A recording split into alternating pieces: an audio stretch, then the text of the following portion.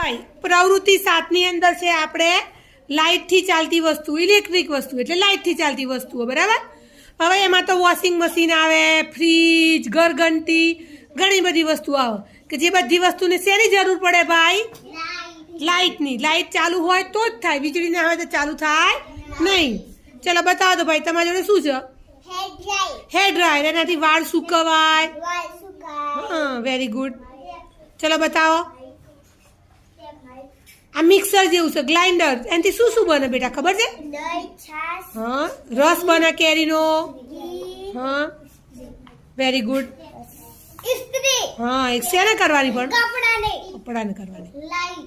હા, એ પણ લાઇટ છે, ઇલેક્ટ્રિક વસ્તુ કહેવાય।